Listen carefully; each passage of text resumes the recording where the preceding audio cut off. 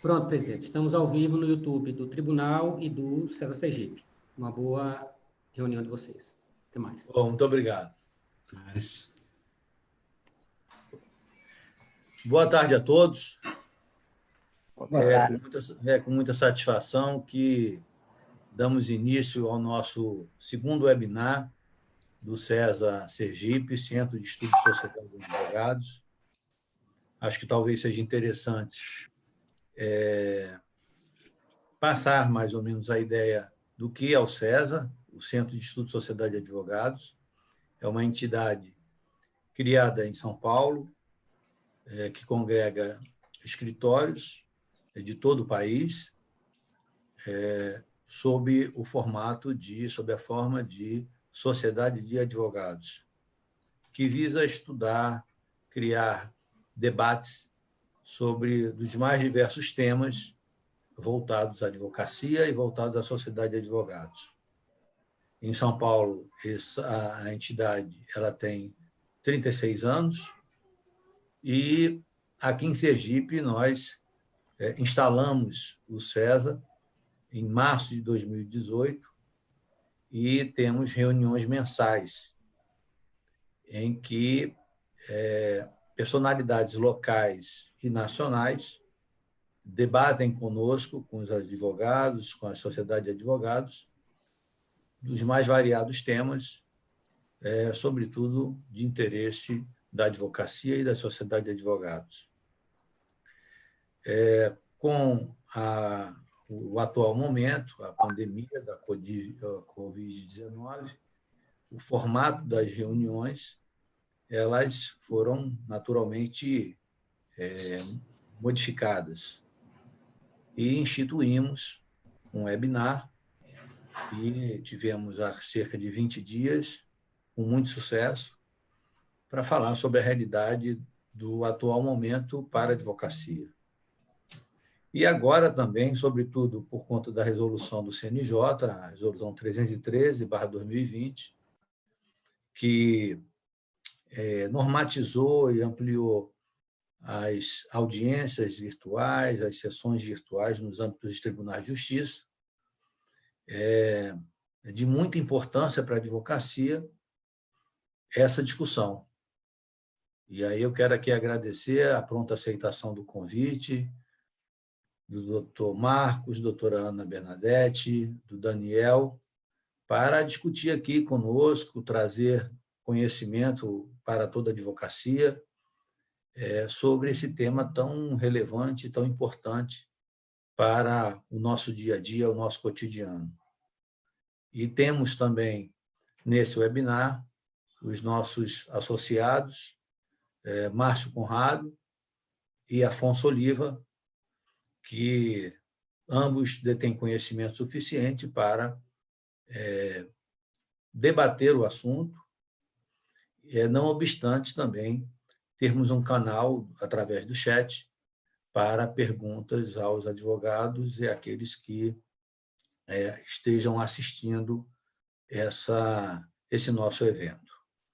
E, de antemão, eu já passo a palavra ao doutor Marcos de Oliveira Pinto para suas considerações iniciais.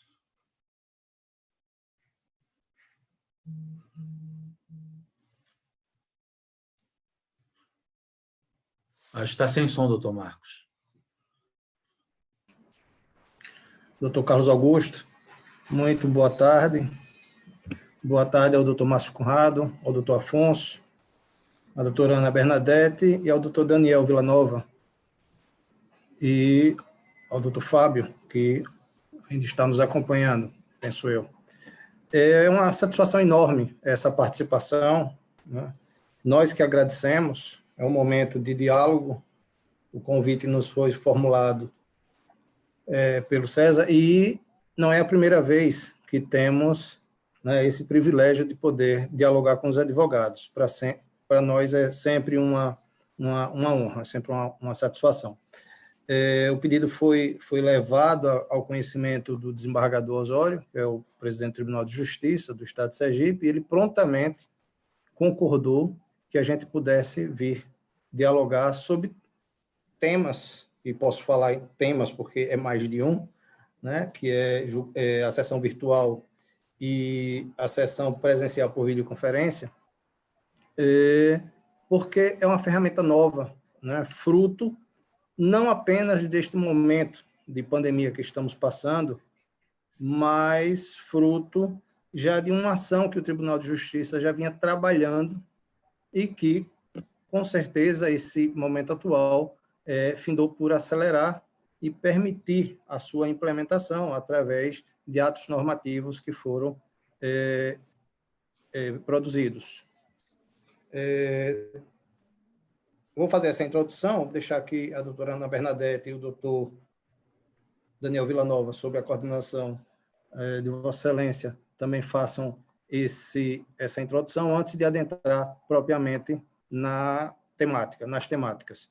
Mas torno, né, a dizer, reafirmo essa imensa alegria de participar e de poder contribuir sempre com o Instituto que Vossa Excelência representa.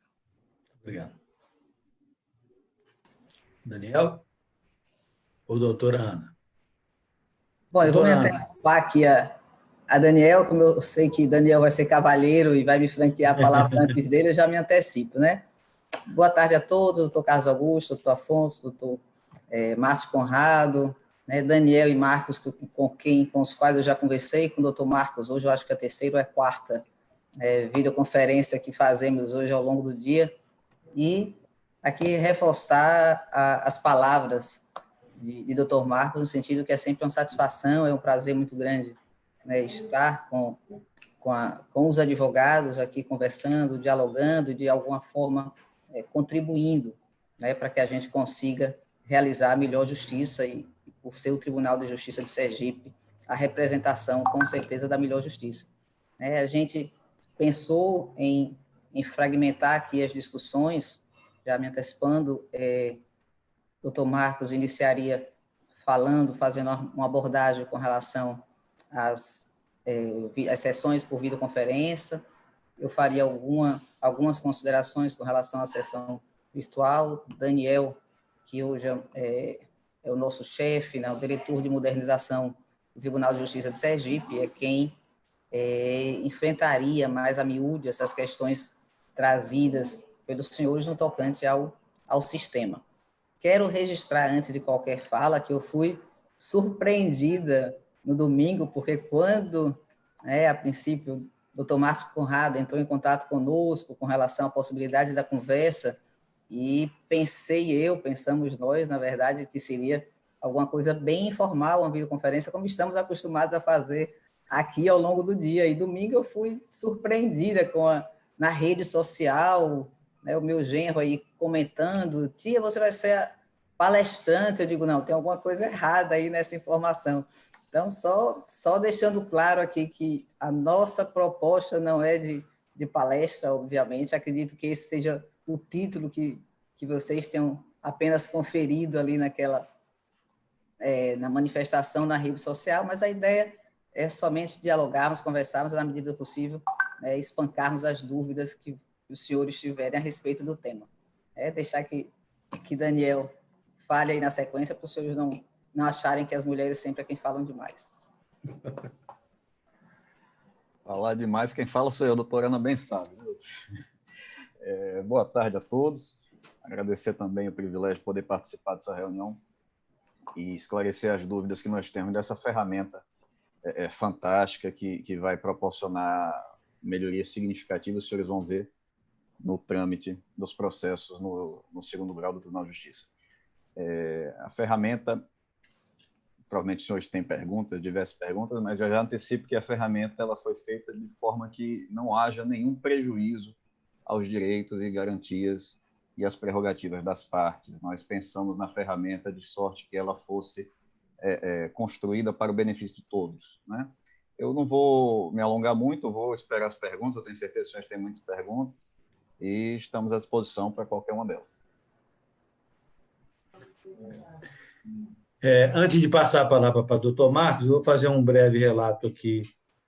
Doutor Marcos, ele é juiz de direito, como todos nós sabemos, hoje atuando como juiz auxiliar da presidência, O Dr. Marcos ele tem mestrado em Direito de Estado e Cidadania pela Universidade Gama Filho, integra o Conselho Administrativo e Pedagógico da Escola Judicial de Sergipe, bem como a Comissão de Pós-Graduação Lato Sensu da Escola Judicial de Sergipe.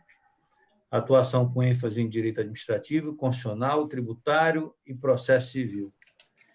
E passo de logo a palavra a Dr. Marcos, que, posteriormente, a gente também faz as apresentações de doutora Ana, o próprio Daniel, e os nossos debatedores, Afonso Oliva e Márcio Conrado. O formato que a gente irá empreender é exatamente esse de Vossa Excelência, doutor Marcos, doutora Ana Bernadette e Daniel falarem, e, na sequência, os nossos advogados, os nossos associados, Márcio e Afonso, apresentarão algum questionamento, debaterão algum assunto, e, posteriormente, a gente também abre perguntas para os participantes. É claro que o tempo ele é o nosso inimigo nesse momento. A gente acredita que a gente deva levar aí nesse evento entre 1h e 20, que é o tempo razoável para que as ideias fiquem bem assimiladas e não cansem todos nós e, sobretudo, aqueles que nos assistem. Com a palavra, doutor Marcos. Obrigado. Tentarei ser breve. O tempo realmente é um fator que deve ser considerado. E, por falar nessa questão do tempo, já não é de agora, como eu pontuei anteriormente, que o Tribunal de Justiça, né, na gestão agora também do desembargador Osório, busca a implementação de ferramentas que tornem ainda mais célere os julgamentos, que possibilite uma maior eficiência em termos de produtividade. E a sessão virtual, indiscutivelmente, é uma dessas ferramentas, né? Como eu disse, já vinha sendo pensada, já havia estudos nessa linha, e essa pandemia que nos alcançou, que nos atingiu, findou por acelerar, né, essa implementação e trouxe junto, né, uma outra ferramenta, que é justamente a sessão presencial por videoconferência. E aqui a gente precisa, a doutora Ana Bernadette vai um pouco mais a fundo na questão da sessão virtual, mas nós precisamos diferenciar os 3 tipos de julgamentos que hoje podem se verificar no segundo grau, e aí Daniel, que trabalha já há bastante tempo com o sistema de segundo grau, pode corrigir qualquer equívoco. Nós temos, a partir de agora, o julgamento através de sessão presencial física, né, a tradicional, que todos nós estamos acostumados, a sessão presencial por videoconferência, que é a que se faz através de plataformas como essa que nós estamos utilizando, e que a presidência do tribunal determinou o uso daquela que foi disponibilizada pelo Conselho Nacional de Justiça, o CNJ, que é a Cisco Webex, que é uma plataforma também muito boa, muito com uma funcionalidade e uma eficiência bastante interessante. E temos a sessão virtual, né? A sessão virtual. Então, não pode haver confusão entre esses 3 tipos de sessões: a virtual, a presencial por videoconferência e a presencial física, que é a tradicional que nós conhecemos. O surgimento dessas 3 ferramentas, ou seja, dessas novas 2 modalidades, ela coincide com esse período em que nós tínhamos um represamento de processo, já que o Tribunal de Justiça não trabalhava com essas possibilidades, e só para se ter uma ideia, nós tínhamos, até a implementação, né, das ferramentas, nós tínhamos 4.800 processos para julgamento no colegiado. Eram 4.800 processos aguardando uma definição de pauta para poderem ser julgados, e, para se ter uma ideia, nós já temos 3.400 desses processos pautados, né, o que leva a um avanço em termos de produtividade. Pelos dados, o que a gente tinha por projeção, por previsão, é que, a se manter uma situação de represamento, nós teríamos que se desdobrar após o retorno em vários meses para poder retirar esse saldo de processos que estariam represados e que hoje, em função das novas ferramentas que foram implementadas, estão tendo o seu destino, né, o seu encaminhamento natural, com a preocupação sempre, né, de manter a qualidade, de manter a celeridade e, acima de tudo, de manter as prerrogativas, os direitos dos atores que se envolvem no processo, notadamente os advogados, certo? Como a doutora Ana Bernadette colocou, eu vou me ater um pouco mais com relação à sessão presencial por videoconferência.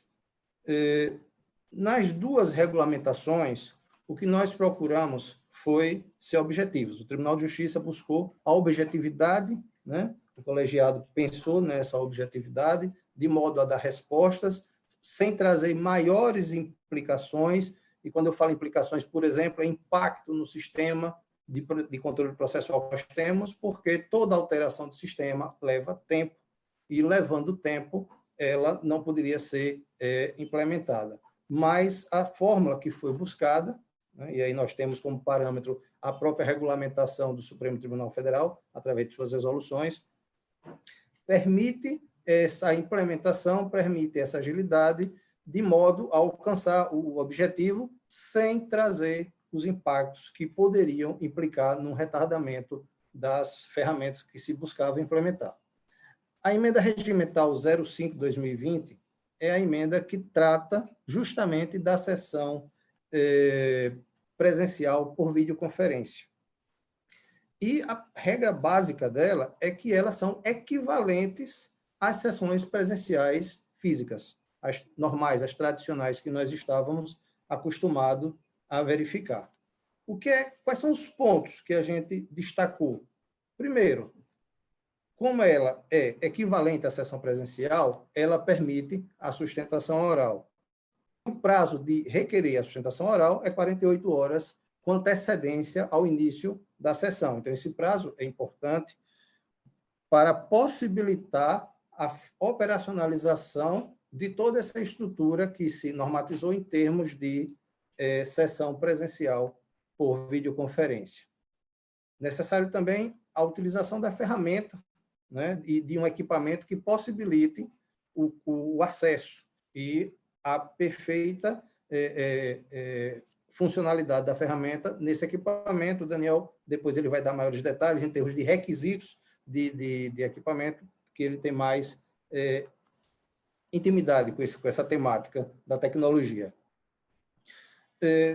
E com o equipamento, com o acesso, com a inscrição regular, a ferramenta ela se desenvolve, a sessão ela se desenvolve normalmente, assim como ela se desenvolve na presencial física, claro, com aquelas peculiaridades de uma ferramenta de videoconferência, como a necessidade de acessar a plataforma, a necessidade de autorização para o ingresso, né? Mas ela tem sido amplamente utilizada e bem utilizada, tanto pelo Conselho Nacional de Justiça, como pelo próprio Supremo Tribunal Federal.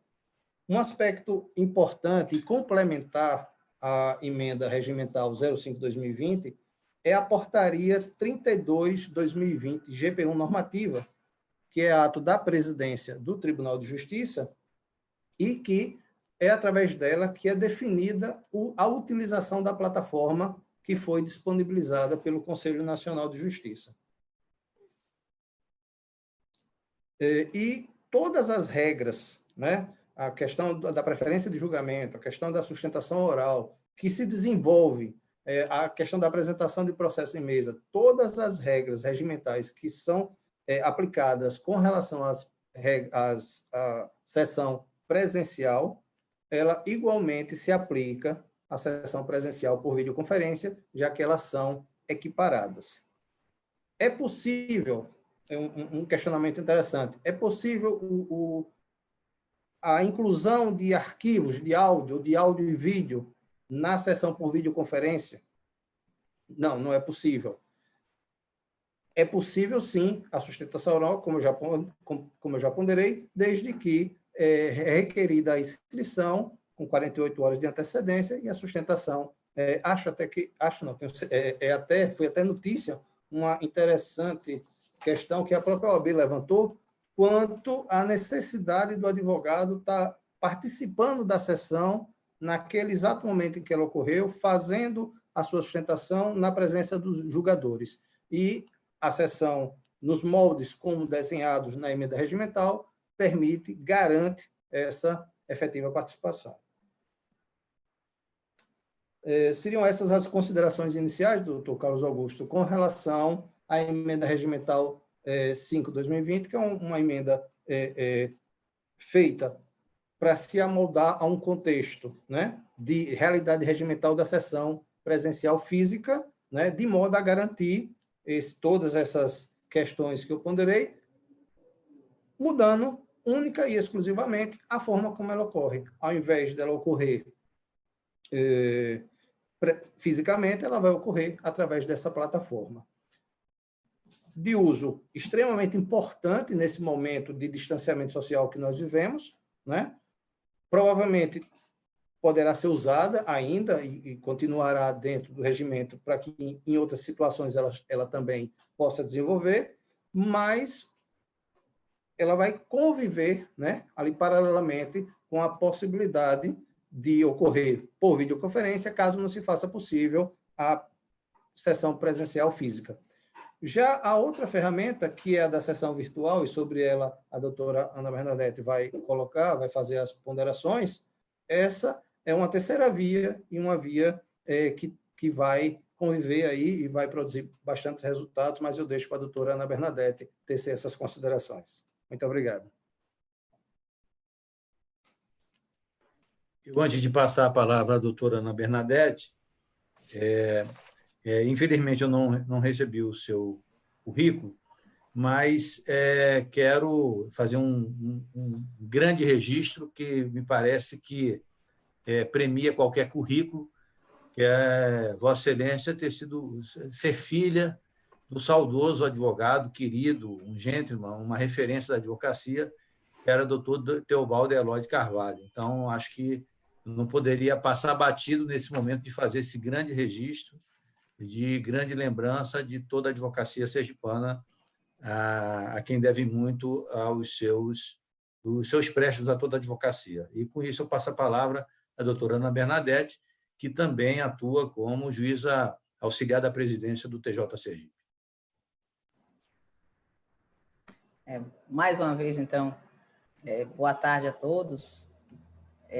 Inicialmente, eu até lamentei, doutor Carlos Augusto, não ter encaminhado o currículo, mas após essas sua homenagem aí, mas eu fiquei lisonjeada com a lembrança e, com certeza, esse é o meu maior currículo, né? Ser filha de papai e ter a lembrança sempre viva da atuação e da maneira como ele, né, se relacionava na classe com os advogados, era extremamente combativo e defendia a classe de forma aguerrida, e me orgulho disso, me vai disso, inclusive, de poder estar aqui, né, de certa forma, eu estou lembrando, né, prestando homenagem, né, também a ele. Né? Obrigado mais uma vez pela lembrança.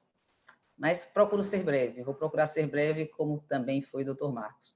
Né? Combinamos dele fazer algumas considerações com relação à sessão presencial por videoconferência, de que eu faria alguma abordagem rápida também com relação às sessões virtuais.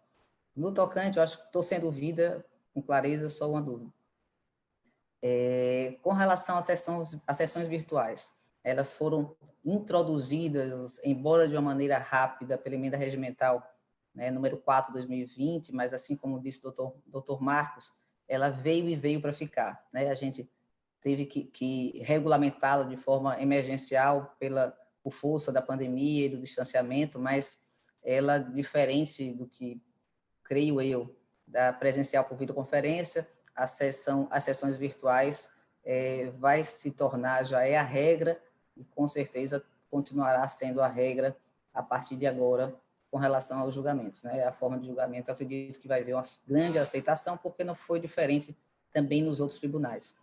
Enfim, mas Foi introduzidas as sessões virtuais, foram introduzidas através da Emenda Regimental 4 de 2020, que possibilitou que todos os recursos do Tribunal de Justiça, bem como os processos de competência originária, fossem julgados preferencialmente por sessão virtual. E aí, repito, a regra é a sessão agora, as sessões virtuais, e exceto se o relator entender que aquele processo é mais adequado, o seu julgamento, a sua análise, a sua apreciação, a sua votação numa sessão presencial, é que ele deverá indicar, sinalizar de que deve ser encaminhado para uma sessão presencial. A regra, repito, é a sessão virtual. Qual o tempo com relação à publicação? A regra não se alterou, se respeita o prazo de 5 dias entre a publicação da pauta e o início efetivamente o início da sessão virtual. As sessões virtuais vão acontecer sempre, iniciar, né, às 0 hora da sexta-feira, com um prazo máximo de 5 dias. E quando eu digo prazo máximo de 5 dias, é porque essa sessão pode ser concluída antes do prazo de 5 dias, se todos os votos tiverem sido computados, ou seja, se ao final do 4º dia, se o secretário verificar que todos os votos já foram computados, essa sessão pode ser encerrada no 4º dia, não precisa necessariamente que se espere o último minuto do 5º dia, né? Mas chegando ao final do 5º dia, se algum voto ainda não tiver sido dado por qualquer dos membros votantes, qualquer dos desembargadores, esse processo em que não houve votação será inserido automaticamente na próxima sessão virtual. Isso está dito expressamente também na nossa emenda. Uma coisa que eu acho interessante também pontuar, até porque o Supremo dá um tratamento diferenciado a isso, mas a gente não teria nem tempo de fazer qualquer alteração no sistema nesse sentido, o acesso, na verdade, a publicação desses votos somente será dado aos advogados, os advogados somente terão acesso ao julgamento após a publicação do acordo. A gente viu que no Supremo existe essa possibilidade de acompanhamento pelos advogados, de acompanhamento online da votação. No nosso caso, só vai haver a possibilidade, só vai haver o conhecimento por parte dos advogados ou quando efetivamente for publicado os acórdãos e é que se dá conhecimento dos respectivos julgamentos, né, dos tribunais. Uma coisa interessante também, importante que eu achei, é que pode surgir qualquer dúvida nesse sentido, o fato de ter sido iniciada a sessão não implica dizer que não possa haver o peticionamento, né? Qualquer advogado pode peticionar nos autos, mesmo após iniciada a sessão, a exemplo de um acordo que tenha sido levado a efeito pelas partes, e essa ciência pode ser dada ao relator através do peticionamento eletrônico, mesmo após iniciada a sessão. Então, esse é outro ponto também que eu acho importante. Uma vez incluída pelo relator os processos na sessão virtual, são 3 as hipóteses que autorizam a retirada desses processos da sessão virtual. Seria, primeiro, quando o processo seria destacado por qualquer dos membros votantes, qualquer dos desembargadores, ou pelo Ministério Público, seria uma primeira hipótese. Uma segunda hipótese, quando o processo for destacado pelos advogados 48 horas antes de iniciar a sessão, nesse caso, sem qualquer motivação, o peticionamento apenas de que o interesse do advogado em que esse processo seja submetido à sessão presencial, e aí pode ser presencial física ou presencial por videoconferência, e uma terceira hipótese que seria até o início da sessão, se solicitar ao advogado destacar o processo porque há o interesse na sua votação presencial para fins de sustentação oral. Pode haver uma pergunta dos senhores no sentido de que, uma vez destacado o processo para fins de sustentação oral, essa sustentação oral será obrigatória por parte do advogado, implicaria alguma nulidade, alguma consequência, enfim. Não, né? Na nossa leitura, não, porque o tratamento que se dá à sessão virtual é o mesmo tratamento que se dá à sessão presencial, ou seja, na sessão presencial, se o advogado, ainda que tenha manifestado interesse em fazer sustentação, se no momento da sustentação houver desistência ou pelo não comparecimento, não há qualquer consequência. Então, esse é o mesmo tratamento que se dá à sessão virtual, o mesmo tratamento que se dá à sessão presencial. Os processos que forem destacados e que forem excluídos dessa sessão virtual, eles irão automaticamente, eles serão inseridos na próxima sessão presencial, né? Isso está previsto também expressamente aqui na emenda regimental. Senhores, eu acredito que esses foram os pontos, né, que eu entendi que seriam pertinentes. Eu não quero me alongar, até dúvidas, e a gente não tem tanto tempo, e aí as dúvidas dos senhores que vão, na verdade, dar maior o tom da nossa conversa, né, e também terá Daniel aí na sua manifestação, mas estou aqui com os senhores aqui à disposição.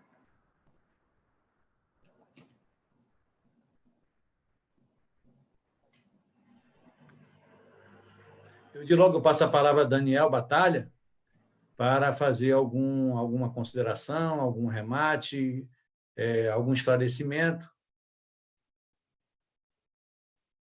Boa tarde.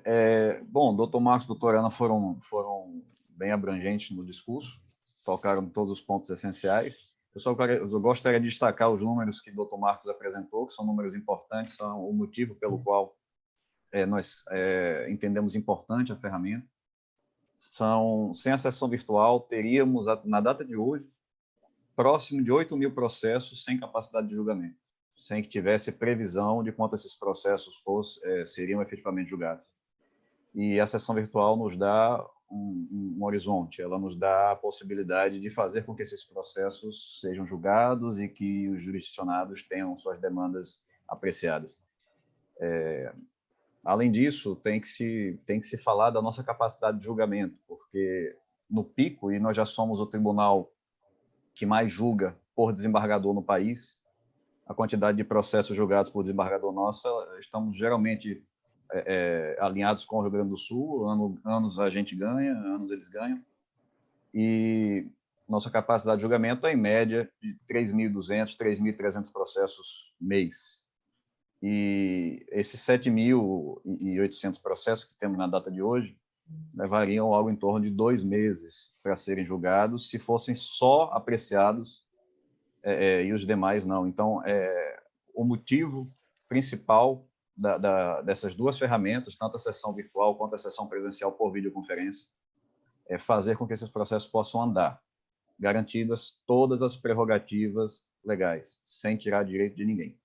E não coincidiu com esse momento de pandemia que nós estamos passando, mas já é um pedido que o presidente tem feito à nossa diretoria já há algum tempo, né? O presidente já queria ver a sessão virtual implantada, tivemos reuniões em outubro, em dezembro, até em fevereiro, antes dessa pandemia estourar, e parece que ele estava antevendo toda essa situação, e de fato, quando a pandemia ocorreu, nós já estávamos com tudo encaminhado e pronto para funcionar, por isso que nós conseguimos fazer funcionar tão rápido.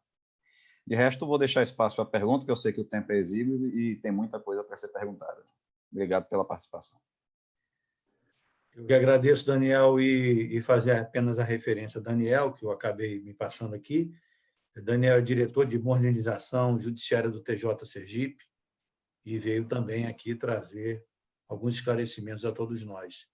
Eu passo agora a palavra ao nosso primeiro debatedor, Dr. Márcio Conrado, advogado, sócio do VNC Advogados, professor da Faculdade de Direito 8 de Julho, pós-graduado em Obrigações e Contratos pela UNIT, pós-graduado em Direito e Processo Civil pela UNIT também, pós-graduado em Direito Constitucional e Processual pela Universidade Federal de Sergipe, pós-graduado em Direito Eleitoral pela Unisul, mestre em Administração Pública pela IDP, ex-presidente da Escola Superior da Advocacia da OAB de Sergipe.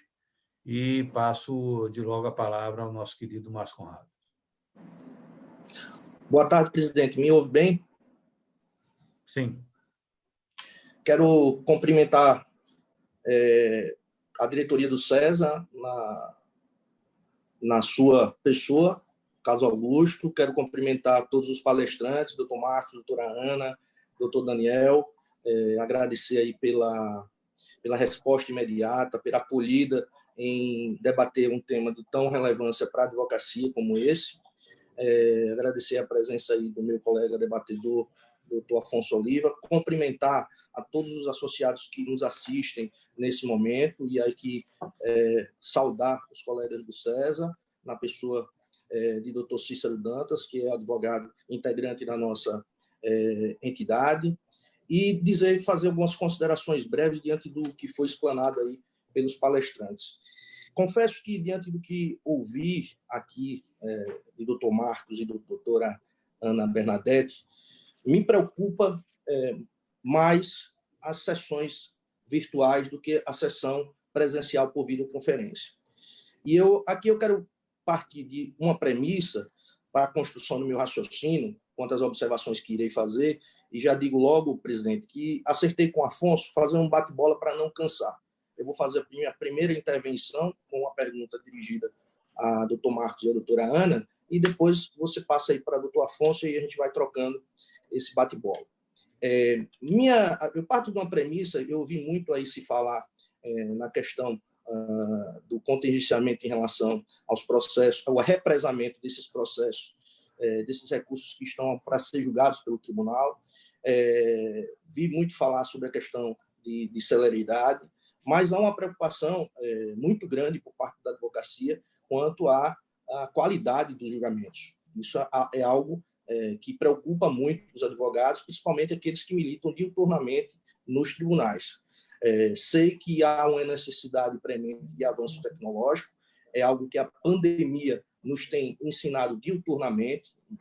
Isso que nós estamos fazendo aqui corriqueiramente não era feito antes da pandemia. Eu já participei de mais de 15 encontros desde o início da pandemia, e isso não existia.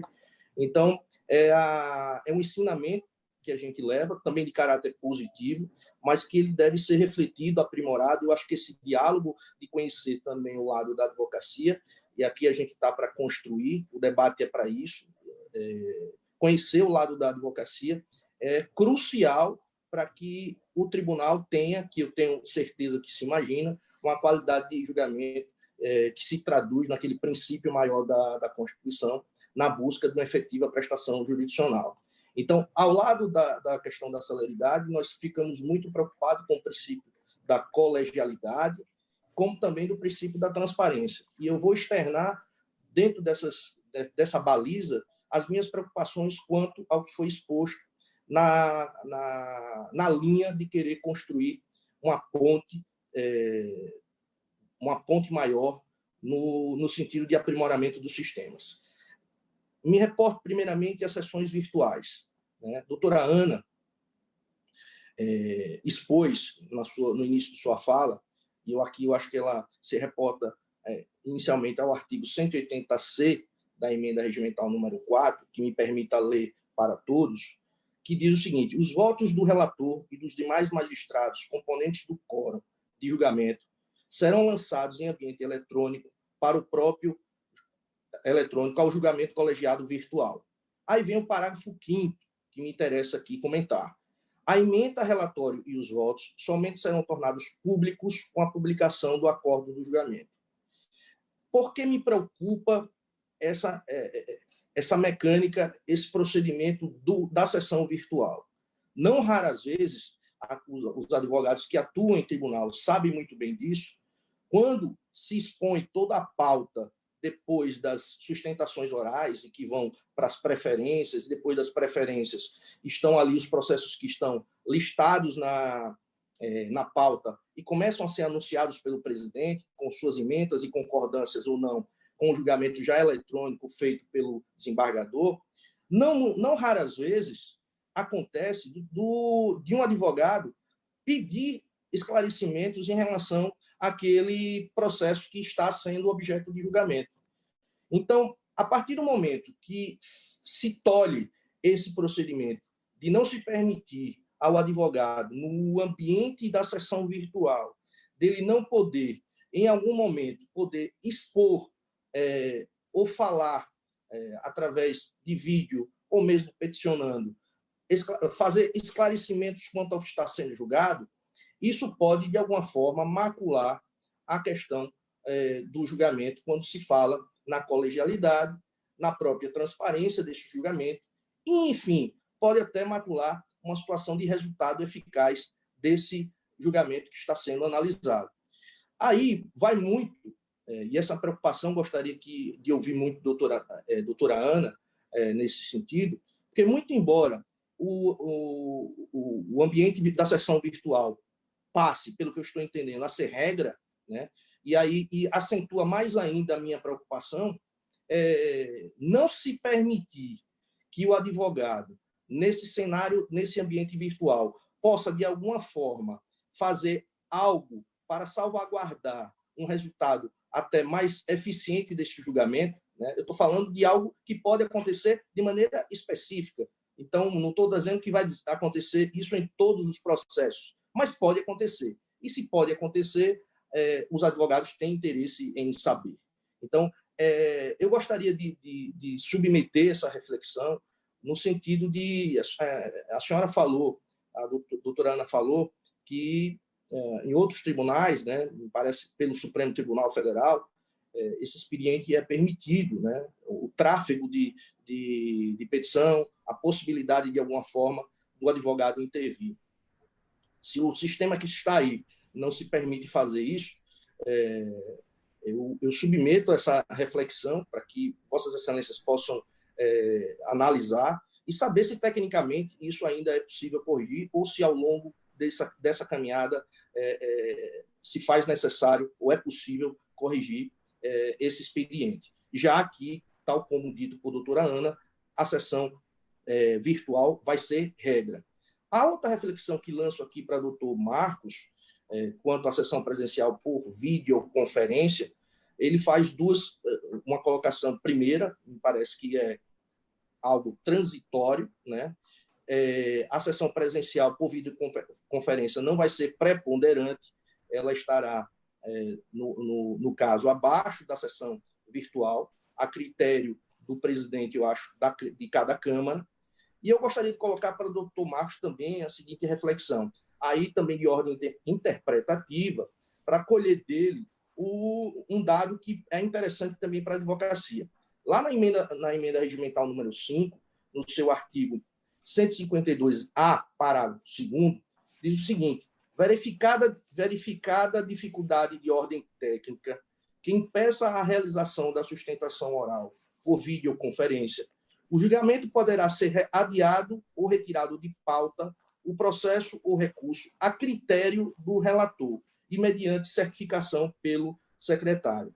Quando se diz a critério do relator, doutor Marcos, gostaria que Vossa Excelência pudesse explicar que esses critérios são esses, porque vai ficar algo muito aberto e eu vou lhe dizer um dado fático que pode ocorrer, e aí eu vou falar do lado da advocacia e entenda Vossa Excelência, né? Nós estamos aqui, temos colegas que enfrentam a labuta diária da nossa profissão no interior do Estado e em grandes escritórios aqui na nossa capital. Tem colegas que, infelizmente, não têm estruturas físicas tão adequadas e que reclamam muitas vezes a ajuda por parte da ordem, a ajuda por parte de entidades, reclama muitas vezes a ajuda de outros colegas para poder fazer valer o direito do seu cliente. Então, eu pergunto ao senhor também, em caso de uma dificuldade técnica, por exemplo, no meu sistema, né, ou seja, de acesso ao sistema do tribunal, como eu comprovar isso para fins de retirada de pauta? O critério do relator é em relação à dificuldade do sistema, acusando dificuldade do sistema de acesso do tribunal para ao advogado, e se o advogado tiver alguma dificuldade em razão de uma rede, de Wi-Fi, etc. Isso pode também possibilitar a esse advogado a retirada do seu processo de pauta? É uma pergunta que faço a Vossa Excelência. E também gostaria de lançar uma sugestão, até conversei com o Afonso isso, existem vários colegas, em razão da ausência de estrutura, o tribunal tem hoje a sala aí embaixo dos advogados.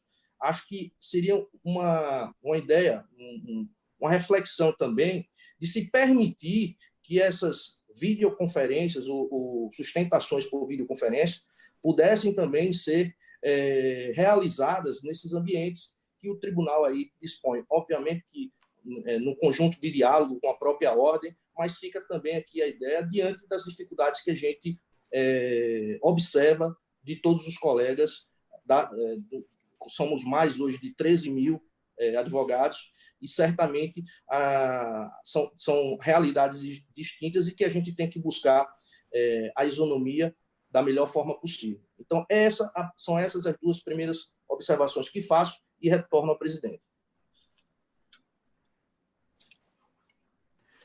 Posso, presidente? Algumas perguntas já foram respondidas através de Daniel, através do chat. Exemplo do doutor Ricardo e do doutor Sérgio. E aí eu estimulo aos demais participantes que aqueles que tenham interesse de fazer perguntas, podemos interagir através do chat, independentemente que uma pergunta ou outra a gente também faça após a manifestação de doutor Márcio e doutor Afonso. Doutor Marcos Pinto, quer já responder ou aguarda o debate, a manifestação do doutor Afonso? Vamos responder de pronto, né? Até porque facilita, né? Doutor Márcio Conrado, como é professor, então ele faz N perguntas, uma atrás da outra, porque sabe que isso dificulta as respostas. Então, vamos fragmentar essas respostas para que a gente possa facilitar esse retorno. E vou iniciar não pela sessão virtual, ou não pela sessão presencial por videoconferência, mas como um acordo já estabelecido de que tanto eu, como a doutora Ana Bernadette, como o doutor Daniel, vão estar, ao mesmo tempo, trabalhando todos os temas de modo a possibilitar a resposta mais completa possível. Ok? Não estou nem um pouco espantado pelas perguntas do doutor Márcio, porque já o conheço de longa data e sei da sua perspicácia, da sua inteligência e do seu aprofundamento nos temas. E as perguntas foram extremamente pertinentes, bastante interessantes. A preocupação, inicialmente, com relação à celeridade que nós pontuamos, precisa ser destacado, inicialmente, que os processos virtuais eles trouxeram essa celeridade indiscutivelmente e que esse é um ponto de preocupação da magistratura, da advocacia, do Ministério Público, para que a celeridade não implique em perda de qualidade. Essa é uma preocupação permanente. E não é diferente com essas ferramentas que estão sendo apresentadas, tanto a sessão virtual como a sessão presencial por videoconferência. Especificamente, com relação à sessão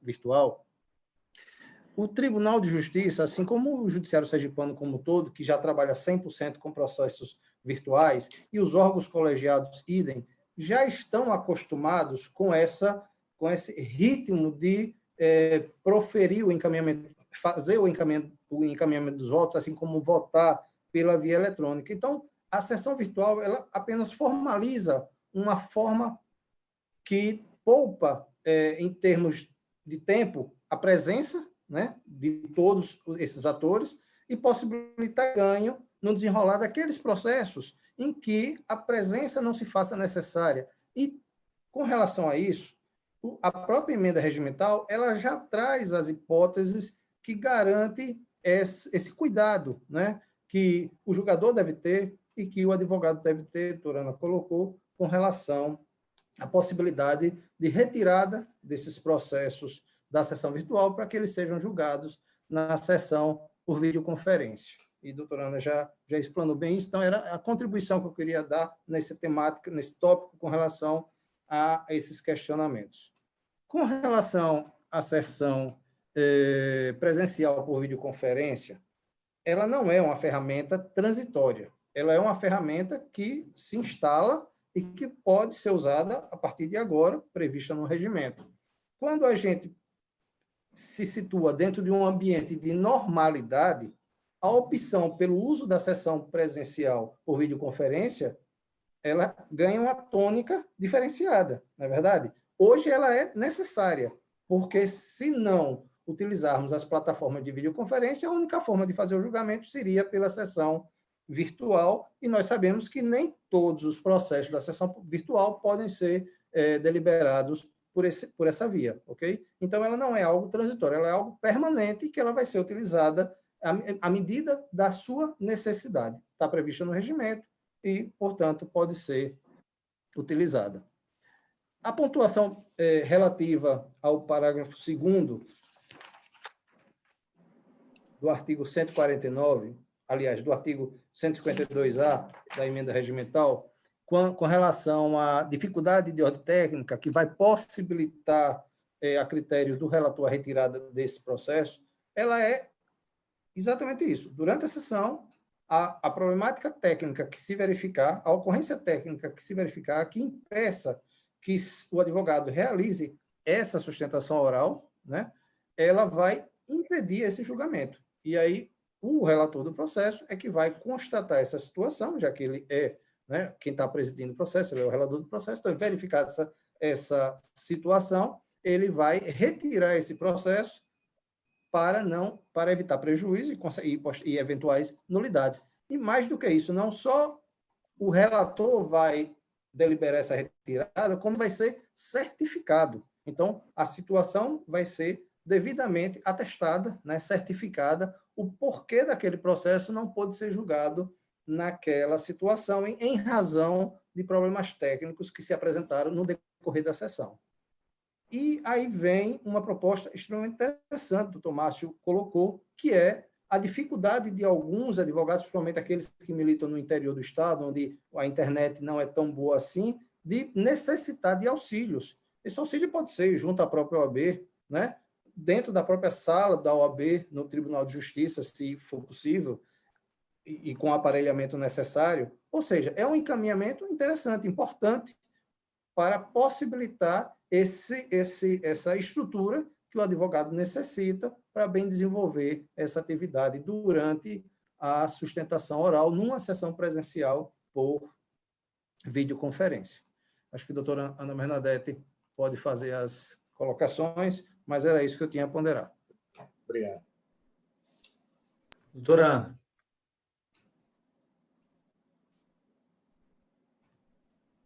O microfone.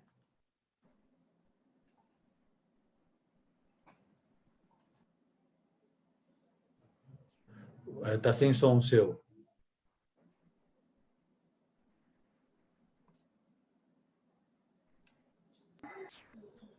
Acho que abriu. Pronto, isso. Perdoe que estava travado aqui no sistema. Bem, com relação à pergunta de Dr. Márcio, com certeza é extremamente pertinente, mas é importante que a gente atente que essa não é uma novidade do Tribunal de Justiça de Sergipe. As sessões virtuais já acontecem em diversos tribunais, mais de perto, salvo engano, em 22 tribunais do país, inclusive no Distrito Federal, no Supremo, no STJ, no CNJ. Então, as sessões virtuais é uma realidade. Eu cheguei a pontuar de que o Supremo fez modificações, inovações no sentido de possibilitar o acompanhamento online das sessões virtuais, mas essa é uma inovação, né, que foi realizada pelo Supremo, mas a regra não é essa, né? A regra é essa que foi estabelecida pelo Tribunal de Justiça de Sergipe e de que a publicação, na verdade, o conhecimento dos votos é dado a partir da publicação dos respectivos acórdãos. Os advogados que identificarem seus processos, uma situação mais complexa e que demanda uma sustentação, que haja essa discussão mais ampla entre os membros, entre os desembargadores, a hipótese é exatamente essa, de se destacar o processo para que ela seja excluída da sessão virtual e venha para a sessão presencial. Inclusive, o Tribunal de Justiça de Sergipe teve cuidado, até por ser uma novidade, não somente para os senhores advogados, mas para todos nós, teve a preocupação de deixar a possibilidade de destaque pelos advogados de uma forma muito ampla. Os advogados têm a possibilidade de destacar esse processo, não apenas 48 horas sem qualquer motivação, como até o início da sessão, com pedido de sustentação oral. Então, ao meu ver, doutor Márcio, embora muito pertinente e muito razoável a sua preocupação, mas na prática o que vai acontecer é que aquele processo em que o advogado visualize uma necessidade de uma maior discussão pela complexidade da causa, por exemplo, ele vai destacar e vai solicitar que esse processo venha para a sessão presencial e garantidas todas as suas prerrogativas e o devido processo legal. Então, ao meu ver, não há uma preocupação efetiva nesse sentido. A preocupação é aquela que nos toma como todo por ser uma situação nova para os senhores, nova para o Tribunal de Justiça de Sergipe, por ser algo inédito, mas eu acredito que à medida que as coisas forem acontecendo, vai causar segurança, né, a todos nós. Né? Então, acho que está respondida a parte da sessão virtual. E já muito bem respondida a parte da videoconferência também. Eu, de antemão, já passo a palavra para Afonso Oliva, mas faço aqui o registro também do seu currículo. Afonso Oliva é advogado, especialista em privacidade e proteção de dados, doutorando em Direito Privado pela Universidade do Minho, em Portugal, é mestre em Direitos Humanos pelo NIT, MBA em Direito Eletrônico pela EPD, coordenador do Núcleo de Práticas Jurídicas pela Faculdade 8 de Julho, ex-presidente da Comissão de Direito Eletrônico da OAB Sergipe. Com a palavra, doutor Afonso Oliva, para suas considerações. Muito obrigado, presidente. Gostaria de, mais uma vez, registrar agora publicamente, né, o agradecimento pelo convite, agradecer também a presença da doutora Ana Bernadette, doutor Marcos Pinto, doutor Daniel e o meu colega aqui, doutor Márcio Conrado, nessa árdua tarefa de debatedor. E mais árdua ainda por ficar por último aqui no debate, muita coisa já está respondida, a bem da verdade. Né? Muitas das dúvidas que a gente tinha inicialmente, que eu e o doutor Márcio conversamos inicialmente, acaba que já foi abarcada aqui. Mas eu vou trazer aqui de forma resumida alguns pontos para a gente alguns pontos, pelo menos no meu sentir, ficaram ainda com um pouquinho de necessidade da gente esclarecer, até para ajudar também o colega advogado. No tocante ao que o doutor Márcio colocou sobre a possibilidade do espaço físico, esse encaminhamento até que, novamente, reitero, seria muito interessante a gente levar para a presidência esse encaminhamento e até para dar mais subsídio para esse encaminhamento, a gente utilizar como base, de forma, numa analogia, a bem da verdade, com a lei do processo eletrônico, lá no artigo 10, parágrafo 3º, que trouxe para a gente a preocupação dos tribunais disponibilizarem o material de digitalização para os advogados, já pensando nessa situação do advogado que não teria esse acesso facilitado. Então, a gente poderia fazer aqui, trazer essa analogia para o caso concreto aqui das videoconferências, que a gente sabe, infelizmente, vai ser uma realidade. O colega do interior, um colega que não tem tanto dinamismo com o uso de ferramentas eletrônicas, de repente, para ele vai ser um pouco mais tranquilo ele se deslocar, mesmo a gente sabendo da necessidade de deslocamento mínimo nesse momento que a gente está, mas ele se deslocar até a sede do tribunal ali, para a sala da OAB, e ali fazer o seu registro de videoconferência da sessão, talvez facilite um pouco a ele. Mas trazendo agora os pontos aqui que julgo que a gente precisaria talvez esclarecer um pouco, né? E acredito que o doutor Daniel também possa nos ajudar nesse momento. Com relação ao treinamento, existe alguma disponibilidade dessa ferramenta? A ferramenta também era uma pergunta que eu teria, mas já foi esclarecido aqui, que vai ser a Cisco Webex. Existe alguma possibilidade da gente ter um acesso a uma ferramenta de testes, de treinamento prévio à primeira sessão? Porque o ideal seria isso, né? Que os advogados já pudessem ter acesso à plataforma, fazer testes na plataforma, para já se familiarizar com ela, já verificar se os requisitos são cumpridos pelo computador, para a gente não deixar isso lá para o momento da sessão, ou poucas horas antes da sessão ali, e naquele momento a gente verifica que, de fato, teve alguma incompatibilidade. Então, talvez essa disponibilização prévia da plataforma para testes, para ajustes, facilitaria para o advogado e facilitaria também para o tribunal a gente tornar mais célere essa transição.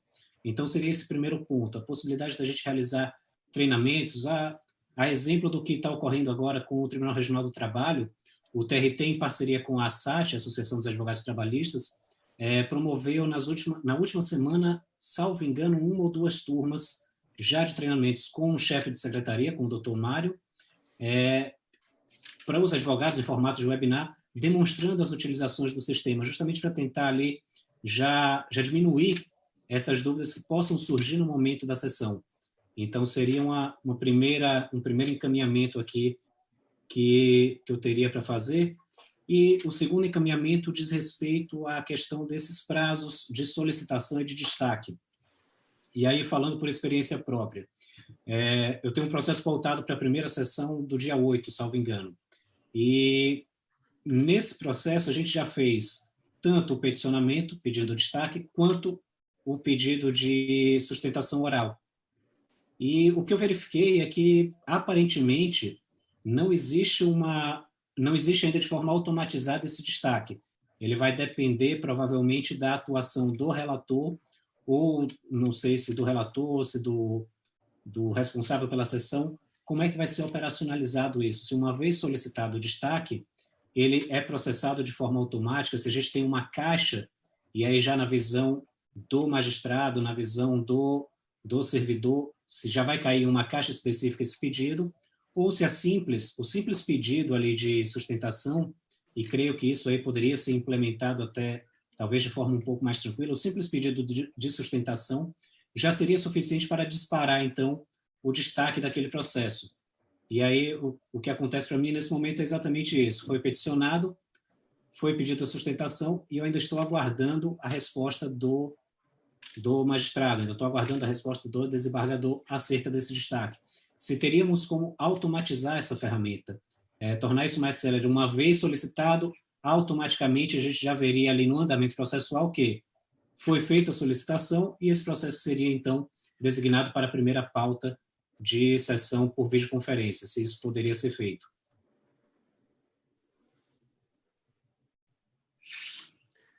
Mais alguma colocação, Afonso?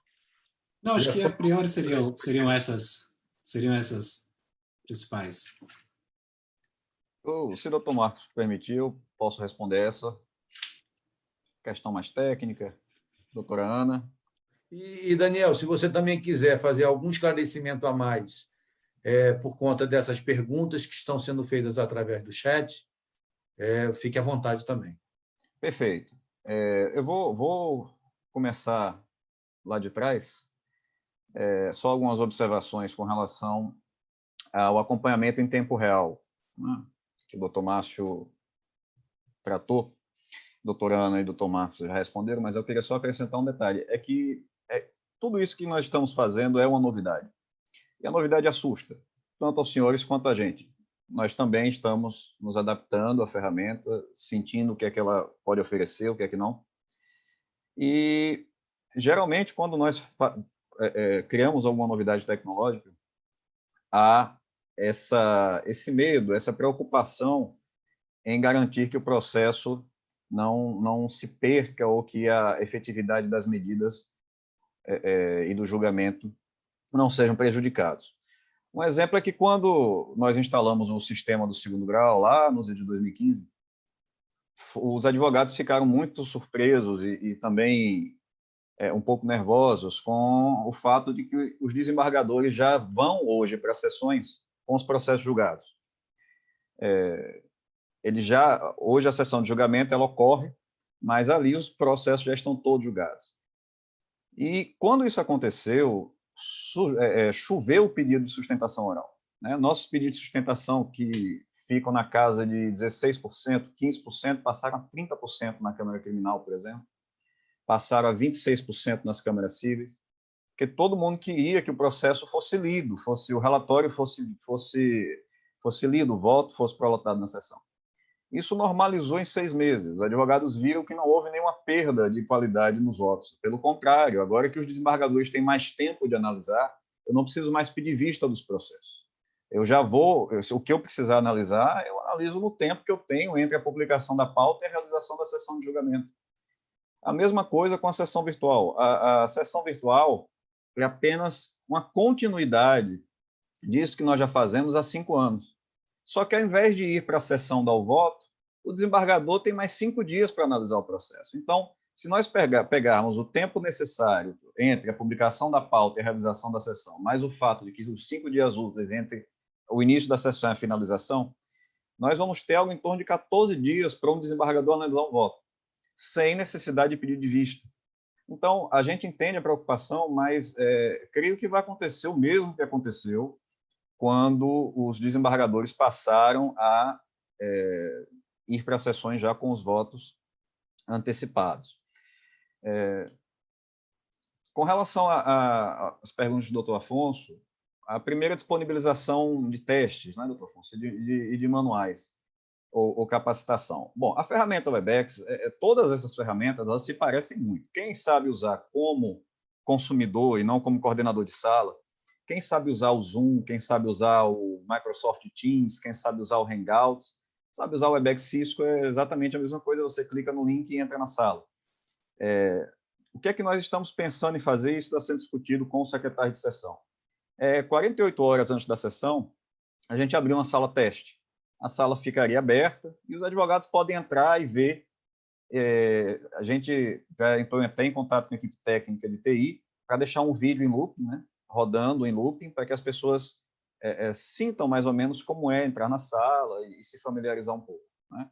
Mas, como os senhores estão vendo no uso da ferramenta, para quem assiste, para quem participa, não há muito o que fazer. Quem coordena as salas tem um pouco mais de trabalho em estabelecer os parâmetros e colocar alguns critérios ou cadastrar formulários de preenchimento para entrada, enfim, coisas que só quem coordena a sala realmente tem esse trabalho. A participação ela é bem mais tranquila. Mas, de qualquer forma, nós também estamos, como eu disse, nos adaptando, é uma novidade, ainda vamos usar essa ferramenta, né? Não houve ainda nenhuma sessão presencial por videoconferência, né? Nós vamos ter nossa primeira pela Câmara Criminal no dia 12, e vamos estar de perto, acompanhando e melhorar tudo aquilo que for necessário, e se houver necessidade de capacitação, a gente fornece, não seria uma capacitação complicada de forma alguma. Quanto à automatização de pedido de sustentação oral, ou pedido de retirada, o que acontece? Hoje, nós temos a ferramenta de sustentação que foi criada há 2 anos para evitar a aglomeração dos advogados, especialmente na turma recursal. No segundo grau não acontecia tanto, tá? Mas na turma recursal, o pessoal chegava bem cedo, fazia fila, então a ferramenta foi criada para evitar isso. Não é uma ferramenta que foi pensada para a sustentação, desculpe, para a sessão virtual. Então, o que é que nós estamos vendo? Estamos vendo a confusão e justificada dos advogados em saber se vão fazer o pedido pela sustentação ou por via de peticionamento. Inclusive, advogados fazendo só pedido de preferência na ferramenta de sustentação, que não é completamente incompatível, assim como a sustentação oral, completamente incompatível com a sessão virtual, um pedido de preferência, já que há a dilação do prazo de 5 dias para a sessão ocorrer. Então, o que é que nós estamos fazendo e estamos alterando o sistema aos poucos? Tá? Permitir que o peticionamento seja feito exclusivamente, desculpa, o pedido de retirada seja feito exclusivamente por petição. A sustentação oral ela vai ser desabilitada, a ferramenta vai ser desabilitada para as sessões virtuais. Todo pedido será feito por peticionamento. Há como automatizar? Nós estamos estudando essa possibilidade, mas, no momento, como nós temos recursos limitados de tecnologia, recursos limitados de desenvolvimento, nós estamos dando prioridade àquilo que é crítico ao sistema para ele funcionar da melhor maneira possível. Então, isso está como melhoria do sistema. Mas, só para deixar os senhores tranquilos, o secretário de sessão, eles precisam, antes da sessão de julgamento, analisar todos os processos que têm pedido de juntada de petição. Por quê? Ali pode ter uma desistência, ali pode ter uma homologação de acordo, ali pode ter um pedido de sustentação oral na sessão virtual. Então, tudo isso é analisado pelo secretário de sessão, que retira os processos de pauta, dependendo da causa. O que nós podemos fazer é criar no tipo de documento, a juntada, o tipo de documento específico para a homologação de acordo de sessão, quando o processo estiver pautado, a sustentação oral ou pedido de retirada e o pedido de desistência. Isso poderia disparar, mas nós ainda estamos analisando a melhor maneira de fazer sem que isso traga peso ao sistema. E tem uma pergunta do YouTube, o pessoal aqui fazendo a pergunta, que eu disse que ia tirar online. Queria que falasse um pouco sobre o Webex e compatibilidade do Webex. O Webex ele tem ferramenta, tem app para iOS, tem app para Android, tem softwares para PC e Mac. Eu prefiro usar no PC do que no celular, eu acho mais prático.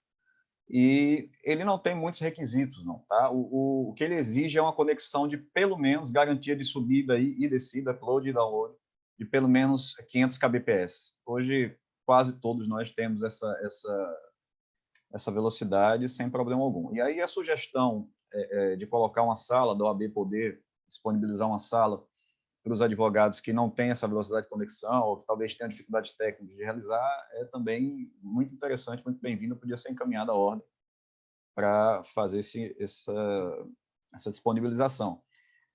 Fora isso, que a gente sugere para o uso do Webex, e aí é senso comum no uso de qualquer ferramenta de videoconferência, é que nós tenhamos uma sala tranquila, sem barulho, um microfone razoavelmente com a captação razoavelmente fechada, microfones abertos captam muito ruído, e uma webcam que, enfim, tendo o celular, isso tudo é suprido pelo celular, não há necessidade, não é nenhuma ferramenta que exija muito de quem vai assistir, exige de quem vai gravar a sala, né? Quem vai gravar a sala tem algumas exigências, mas isso não afeta os senhores. Na esteira do que Marcelo Carvalho fez uma pergunta, e você já respondeu parcialmente, Daniel, em relação à questão dos memoriais. O advogado que entenda que aquele processo mereça uma atenção diferenciada e, portanto, em uma situação anterior à pandemia, ele levaria os seus memoriais e os despacharia com o desembargador. Levando a efeito que a doutora Ana Bernadette colocou, caberia o advogado que teria a intenção de apresentar memoriais, no caso, destacar para ele esse processo ele não ser julgado virtualmente. É isso? Me parece que seria essa o encaminhamento. Perfeitamente. A grande segurança da sessão virtual é que o advogado pode solicitar sem nenhuma necessidade, não precisa nem apresentação de memoriais, basta uma petição dizendo que ele não concorda com a sessão virtual. E essa segurança é que nos dá a tranquilidade de ter tocado a ferramenta, de ter criado a ferramenta. Então, a apresentação de memoriais pode ser feita assim, como a doutora Ana falou, nada impede que o peticionamento ocorra após a sessão ter iniciado, pode ter um acordo, pode acontecer qualquer coisa, o processo pode ser destacado. Agora, iniciada a sessão, e aí é que está, iniciada a sessão, não há mais o direito de destaque. O direito de destaque é prévio ao início da sessão. Ele é feito desmotivadamente 48 horas antes do início e por pedido de sustentação por força do CPC até o início da sessão de julgamento. Sendo que, como a doutora Ana bem pontuou, ninguém vai estar controlando se ele foi retirado por sustentação e a sustentação foi feita depois, ou foi ou não feita depois, né? Então, o pedido os memoriais podem ser juntados, mas a retirada, nesse caso, caberia ou ao relator, por convencimento, ou a qualquer um dos membros. Tá? Após iniciada a sessão, só o relator ou os membros da composição de julgamento podem retirar o processo da sessão. O meu questionamento ele contempla a pergunta exatamente agora de Cristiano Barreto. Eu repasso novamente a palavra a Márcio e a Afonso, se eles têm algum outro questionamento a ser feito. Tenho sim, presidente. Nós estamos ainda no prazo pré-estabelecido. Vou novamente tentar fazer duas perguntas, uma à doutora Ana e uma ao doutor Marcos. A doutora Ana, eu gostaria apenas que ela esclarecesse, partindo dessa última observação aí, que é referente ao que está descrito no artigo 180C, parágrafo 7. Né? Durante o período de realização da sessão virtual, não haverá qualquer espécie de óbice ao peticionamento eletrônico. Eu pergunto, doutora Ana, esse peticionamento eletrônico é tão somente a fatos supervenientes à designação da pauta virtual? É isso mesmo? Essa é a pergunta que eu faço à senhora. Em relação ao doutor Marcos, eu queria apenas também tirar uma dúvida na questão dos julgamentos por videoconferência. Nós temos esses julgamentos que vão acontecer por videoconferência, há uma tendência do tribunal a se permitir também que os despachos com desembargadores, em conjunto ou não, com assessores, poderão evoluir também para o meio virtual, tal como, por exemplo, acontece no TCU, através de ferramentas como essa que a gente está aqui utilizando. pergunto também a Vossa Excelência o seguinte, uma dúvida quanto ao dia do julgamento por videoconferência. Temos listados aí uma pauta com 60 pedidos de sustentação oral. No normal, todos os advogados estão lá presentes na sessão presencial e aguardam a chamada do seu processo, né? Nesse ambiente virtual, como se dará isso? Eu gostaria também do apoio de Vossa Excelência, no sentido também de elucidar essa minha dúvida. São esses dois questionamentos que faço. Doutor Marcos.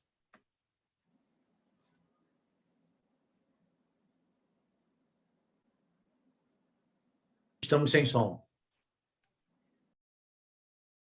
Ok. Com relação ao encaminhamento de despachos com assessoria, através de ferramentas como essa que nós estamos utilizando, é bem isso que Vossa Excelência está perguntando, não é isso, doutor Márcio? Não há nenhum encaminhamento nesse sentido, ok? Não há nenhum encaminhamento. Na verdade, o que o tribunal vinha trabalhando era justamente a implementação da sessão virtual como algo extremamente positivo. Como positivo é hoje a transmissão, né, da sessão do Pleno através do YouTube, o que favorece a publicidade, favorece toda a transparência, e com a sessão virtual se favorece essa questão com a sessão virtual, a questão da celeridade, e com a presencial por videoconferência, se possibilita um encaminhamento dentro desse ambiente que nós estamos hoje, que é a questão da pandemia. Então, o que o tribunal vinha trabalhando era a implementação da sessão virtual. A sessão presencial por videoconferência, ela surge em função já de uma necessidade de fazer funcionar a máquina do judiciário com relação ao segundo grau, diante de processos que estavam sendo represados por números que eu já coloquei, por números que o doutor Daniel já colocou. Então, existe, sim, uma implementação de uma ferramenta que possibilita essa celeridade, mas não com relação a estudos direcionados a essa outra hipótese que o senhor colocou, ok? Com relação ao segundo aspecto, o senhor poderia colocar novamente? Uma dúvida, como será a operacionalização na hora do ambiente da sessão, quanto aos pedidos de sustentação oral, que hoje são muitos. Então, por exemplo, como os advogados ficarão à espera, né, nesse ambiente virtual criado pelo tribunal. Pronto. Então, com relação a isso, e aí Daniel vai poder me socorrer também nessa resposta, veja, as regras são exatamente a mesma, né, da sessão presencial física com a sessão presencial por videoconferência. Então, não há alteração com relação à sua dinâmica. A alteração que vai surgir é com relação à operacionalização dessa plataforma, né? Por isso que eu me reportei a Daniel.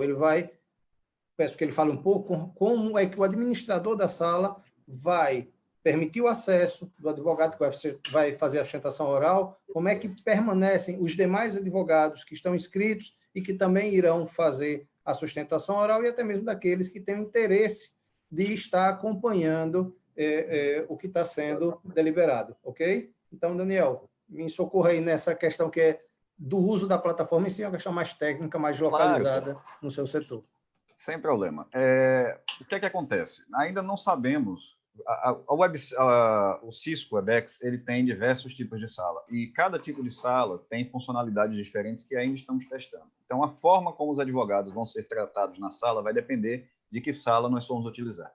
Por exemplo, a sala mais usada é muito parecida com essa que nós estamos utilizando aqui. Então, todos entram e têm o mesmo nível de diálogo. Qualquer um pode habilitar o vídeo, qualquer um pode habilitar o áudio. De certo que isso não é o melhor procedimento, por exemplo, para uma sessão, especialmente uma sessão tumultuada. Imagine 30 pedidos de sustentação, todos com possibilidade de abrir microfone e todos com possibilidade de abrir vídeo. Então, nós estamos testando um outro tipo de sala, que é a sala que o coordenador é que dispõe quem vai abrir o vídeo ou não. Os advogados, em tese, podem entrar todos ao mesmo tempo, não há problema algum, e quando for dada a palavra, o secretário de sessão vai e abre o vídeo, abre o áudio daquela pessoa que vai falar. Perguntaram no YouTube aqui se a sessão pode ser acompanhada por qualquer um, sim, sem problema algum. Só que como nós todos estamos vendo, para que se acesse a sala é necessário informar o e-mail previamente. Então, quem quiser acesso à sala para acompanhar a sessão, por publicidade ou o que seja, tem todo o direito, até qualquer cidadão pode entrar em contato. Nós vamos disponibilizar os e-mails das câmeras, tá certo? Pode mandar um e-mail para a câmera solicitando que para aquela data de sessão ele seja cadastrado para acessar. E aí, quando a sala for aberta, o e-mail vai estar habilitado, ele pode colocar o e-mail e entrar na sala. Nós vamos só ter que ter um pouco de cuidado, porque as salas, assim como a sala física das sessões, ela tem limite. Tem um limite técnico, que no caso do Webex são 100 participantes, mas também existe um limite físico das máquinas. Tá? Nem toda máquina aguenta mais de 50, mais de 30 participantes. Então, em algum momento, se houver lentidão, o secretário vai ter que tirar o pessoal da sala para normalizar a velocidade da internet. E aí vai colocando aos poucos de novo, óbvio, sempre dando prioridade aos advogados que tenham pedido de sustentação cadastral. Doutora Ana, alguma manifestação sobre esse questionamento? Com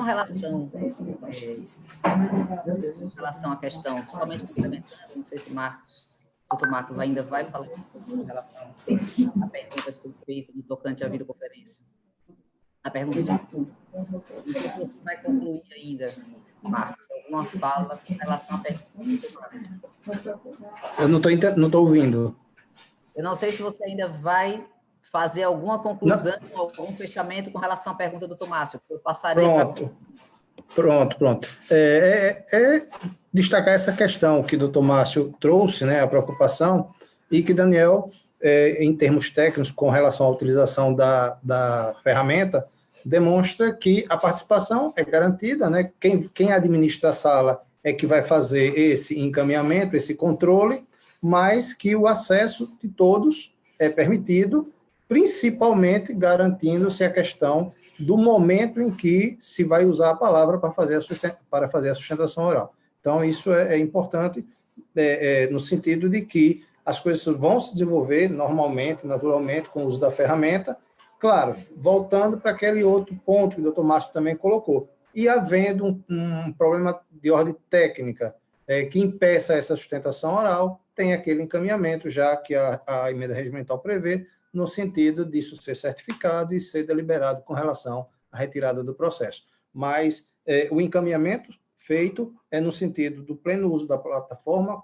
Quem vai fazer essa administração vai estar devidamente orientado pelos setores técnicos do tribunal, não só antes, mas também durante, ou seja, todo um acompanhamento, porque é um aprendizado, né? Na verdade, todos nós estamos diante de uso de novas tecnologias, de novas ferramentas, e temos que nos acostumar a esse impacto inicial, mas, com certeza, vamos avançar e isso vai ser o nosso dia a dia, até porque a tecnologia hoje é um caminho sem volta, né? A tecnologia alcançou um grau de importância dentro do judiciário e da sociedade como um todo, que as distâncias hoje estão totalmente aproximadas.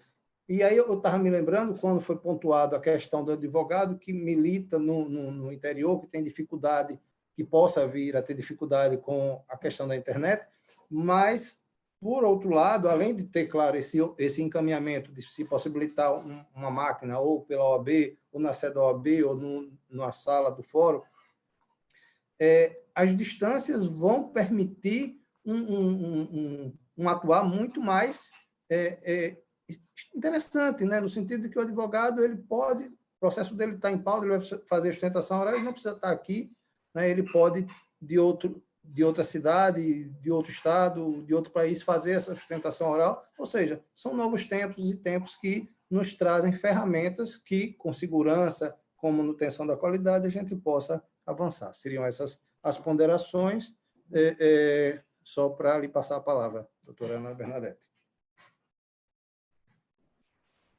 Bem, com relação, antes, na verdade, de responder a pergunta do doutor Márcio, só complementando a fala de doutor Marcos e doutor Daniel, Foi editada agora, ainda essa semana, segunda-feira, salvo engano, Marcos me ajude, eu acho que foi na segunda-feira que foi editada uma portaria conjunta pelo Tribunal de Justiça e Corregedoria, comunicando, regulamentando, na verdade, perdão, o uso da videoconferência, o uso da plataforma do Cisco Webex para a realização das audiências de videoconferência pelo primeiro grau. Nessa portaria, há uma referência expressa a um link, que é uma referência a um link, e nesse link remete todos os senhores, caso tenham interesse, aos tutoriais que foram feitos pela equipe de tecnologia do Tribunal de Justiça, e esses tutoriais foram feitos exatamente com esse objetivo, né, de orientar aos advogados também e magistrados com relação ao uso da plataforma. Então, muita dessas perguntas podem ser respondidas com acesso ao tutorial que já estão disponíveis no site do Tribunal de Justiça, né? E inclusive, com relação a essa questão de que os advogados ficariam numa sala específica, que a plataforma chama de lobby, até que sejam habilitados no momento do julgamento específico do processo. Só para complementar aí a fala do Dr. Marcos e do Dr. Daniel. Mas respondendo, Dr. Marcos, especificamente a sua pergunta, o artigo 7º, parágrafo 7º, ao que o senhor se reportou, diz: durante o período de realização da sessão virtual, não haverá qualquer espécie de óbice ao peticionamento eletrônico, competindo a Secretaria informar imediatamente ao relator a juntada eletrônica de petição. Enfim, é como tínhamos dito anteriormente, né? O processo, uma vez incluída em sessão virtual, seriam aquelas 3 hipóteses de exclusão, que seria o destaque pelo relator ou qualquer dos membros julgadores, o destaque 48 horas antes, sem necessidade de motivação, ou até o início da sessão para fins de sustentação oral. Após iniciada a sessão, o que a emenda diz textualmente é que, após iniciada a sessão, não há qualquer óbice a que haja o peticionamento eletrônico. Obviamente que o peticionamento não implicará a exclusão do processo, porque o prazo, na verdade, já se esgotou, que seriam até o início da sessão, no caso de sustentação oral. Mas qualquer que seja o peticionamento, é possível, não há nenhum óbice a que haja peticionamento. É exemplo do que eu dei, por exemplo. As partes chegaram, uma vez já pautado o processo, as partes chegaram a acordo, e os advogados comunicam de que houve esse acordo, e comunica nos autos, o secretário vai dar ciência ao relator, e aí o próprio relator pode, durante o encaminhamento da sessão, durante os 5 dias de sessão, pode excluir esse processo da sessão virtual. Então, não há óbice ao peticionamento eletrônico, independente de que as razões dessa petição sejam anteriores ou posteriores, enfim, vão ser apreciadas, né, pelo relator, desde que seja um assunto pertinente, a exemplo de um acordo. Se for qualquer questão referente à exclusão de pauta, não, porque estaria preclusa a oportunidade. Não sei se eu fui claro na resposta. Eu gostaria de complementar as falas do doutor Ana e do doutor Marcos, e ainda com relação à sustentação oral nas sessões presenciais por videoconferência. Tá? É muito importante que os advogados tenham seus e-mails atualizados no portal do advogado. Por quê? Porque, como eu disse, qualquer pessoa pode pedir o acesso, qualquer pessoa pode se cadastrar, enviar e dizer qual é o e-mail de cadastro, só que se nós já tivermos os e-mails de vocês, fica muito mais simples e vocês não precisam informar em toda a sessão de julgamento. Então, feito o pedido de sustentação, na ferramenta de sustentação que aparece para o secretário, já consta o nome dos senhores e embaixo o e-mail. Então, para o secretário é muito simples pegar a lista de sustentação oral e cadastrar todas aquelas pessoas para acesso à sala. Tá? Então, a gente pede que os e-mails estejam atualizados no portal para facilitar e vocês não terem que peticionar a cada sessão dizendo qual é o e-mail válido. Já estamos a 1h30 do evento, então já estamos no tempo regulamentar. E eu vou passar a palavra para que rapidamente todos apresentem suas ponderações finais, suas alegações finais no nosso jargão da advocacia, suas considerações finais e, ao final, eu fazer os devidos agradecimentos. Doutor Marcos, por favor. Eu finalizo como iniciei. agradecendo a participação. É sempre uma alegria poder estar nesse diálogo, né, nessa troca de ideias. É um aprendizado para todos nós. Há uma parceria natural, né, entre a advocacia e a magistratura, isso é extremamente importante. Somos atores dentro do processo e que busca, né, a produção de resultados. Então, isso é extremamente positivo. Agradeço, né, e, como sempre, estou à disposição do César, dos advogados. Acho importantíssimo esse contato e quero parabenizar pela realização do evento. Confesso que, assim como a doutora Ana Bernadette, tivemos trocas de mensagens, porque realmente como palestrante, é um evento ou é uma reunião, né? Mas sabíamos da importância e sabíamos da colaboração que os senhores, nós, poderíamos proporcionar. Então, isso é o que importa. Muito obrigado. Eu é que agradeço e passo a palavra à doutora Ana Bernadette. Aí, dando sequência na esteira e pegando um pouco aí as palavras do doutor Marcos, eu só tenho que agradecer a oportunidade, né? O susto inicial foi grande, mas a conversa foi extremamente agradável, eu digo mais, foi muito confortável. Inclusive, acho extremamente importante que haja esse canal de diálogo aberto de forma permanente, né, entre o Tribunal de Justiça e os advogados, através do OAB.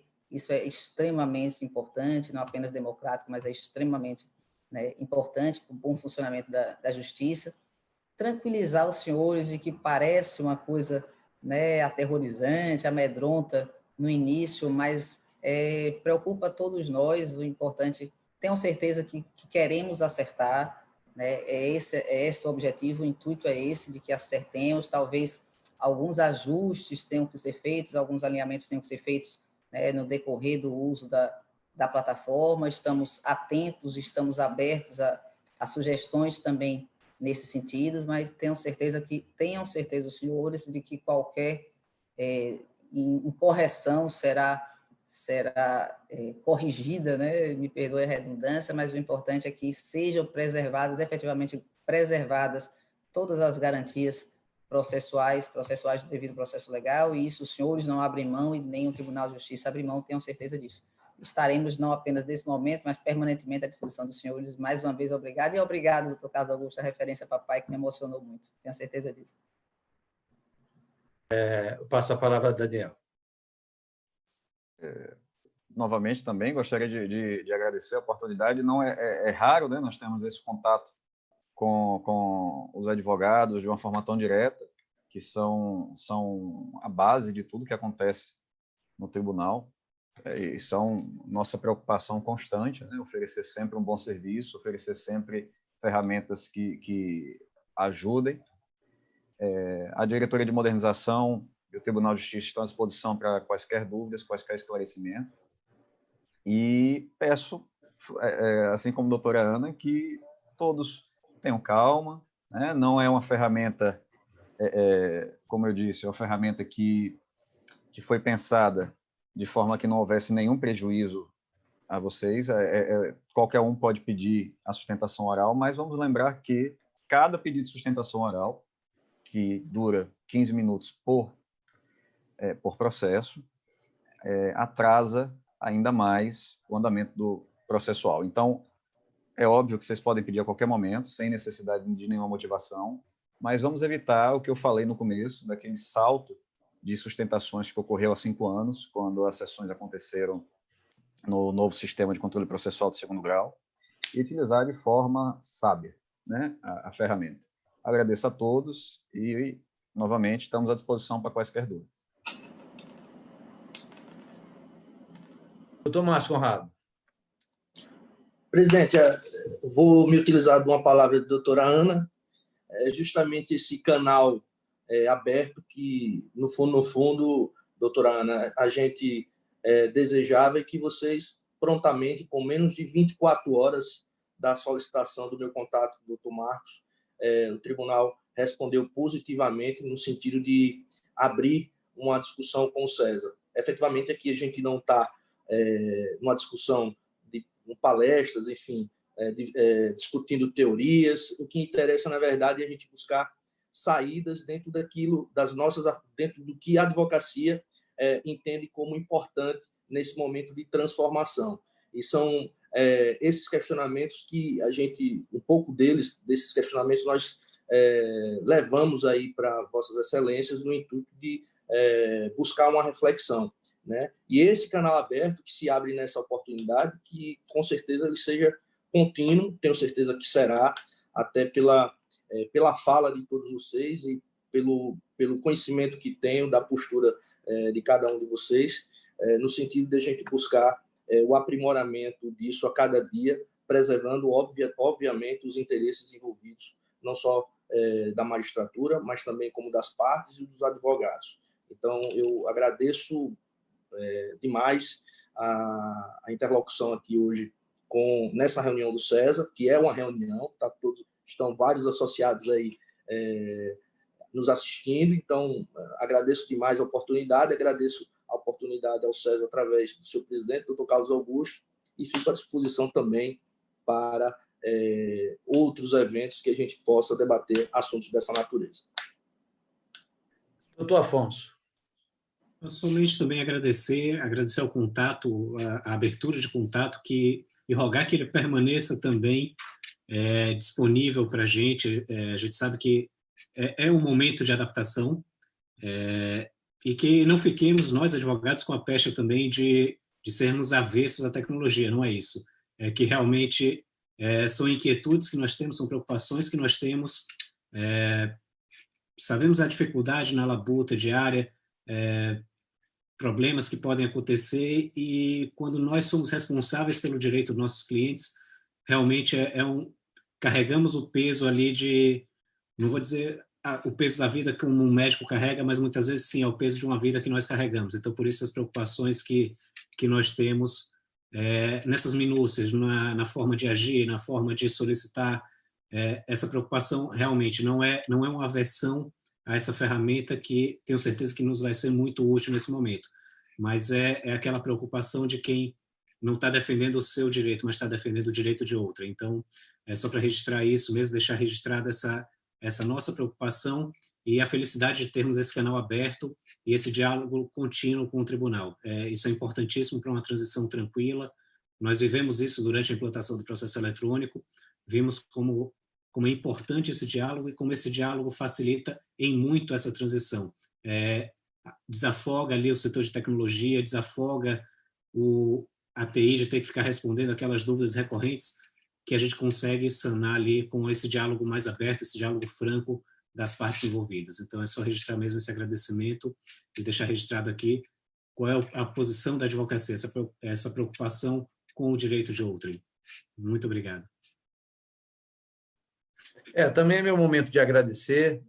Doutora Ana, doutor Marcos, eu espero que, não obstante essa atmosfera formal que nós acabamos criando, tenhamos deixado todos um pouco à vontade, mas a ideia era exatamente criar um canal de diálogo, um canal de comunicação. Agradecer muito ao Daniel, porque enquanto estávamos aqui debatendo, talvez pela sua proximidade maior com a tecnologia, ele já enquanto o pessoal estava perguntando, ele já estava respondendo. Então, com a eficácia absurda aí que o Daniel acabou respondendo todos os questionamentos. Agradecer muito a pronta aceitação do convite de todos vocês. Eu me lembro que, no início do César, doutor Marcos, nós tivemos lá no gabinete da presidência da AMASE para convidá-lo a uma reunião, por uma razão ou por outra acabou não ocorrendo, mas já há uma demonstração de que há muito tínhamos muita vontade de tê-lo conosco para trazer informações à advocacia. Agradecer muito a Márcio Conrado, que foi o intermediário, ponta de lança aí desse nosso convite. A ideia, a iniciativa foi de Márcio, então agradecer muito e, naturalmente, a sua participação hoje à tarde, Márcio. O Afonso, que é o homem da tecnologia da advocacia. Eu não conheço ninguém na advocacia que conheça tanto tecnologia como o Afonso Oliva. Então, é muito importante a gente ter a segurança de tê-lo ao nosso lado, Afonso. Ao Fábio Fraga, que também disponibilizou esse canal, e acho que esse momento, doutor Marcos, doutora Ana, doutor Daniel, é um momento de muitas incertezas, né? Estamos todos num momento de muitas incertezas. A advocacia, por outro lado, também vive um momento também muito crítico, porque, como o doutor Márcio inicialmente colocou, são quase 13 mil advogados aqui em Sergipe. No Brasil, somos mais de 1.300.000 advogados. E sabemos que nem todos têm condições de ter um laptop, que tenha condições de ter uma internet estável. Então, tudo isso são problemas que a gente tem que levar em consideração e, sobretudo, invocar ao Tribunal de Justiça, invocar o Judiciário que nos enxergue literalmente como parceiros, né? Como bem prevê a Constituição Federal, agentes indispensáveis à administração da justiça. Então, quando a gente traz um pouco desse lamento, um pouco desses questionamentos, um pouco dessa nossa preocupação, naturalmente, talvez não estejamos falando de nós, mas sim olhando para os colegas que tenham condições inferiores em termos de capacitação e infraestrutura dentro de seu próprio escritório, dentro de sua casa. Então, se temos essa oportunidade de representarmos a advocacia através do César, acho extremamente importante esse canal de diálogo que travamos aqui e que, claro, já fica o espaço aberto de solicitação para futuros encontros, para que a gente esclareça ainda mais essa advocacia que, naturalmente, como toda a população, está preocupada com os próximos dias que virão. Tá? Mas agradeço muito a todos, agradeço à diretoria do César pelo apoio de sempre, agradecer a todos que nos assistiram e já antecipo aqui que tivemos uma participação ainda maior do que a anterior. Então, isso, naturalmente, graças a todas essas personalidades que participaram aqui desse evento nessa tarde e noite de hoje. Tá? Muito obrigado e até a próxima.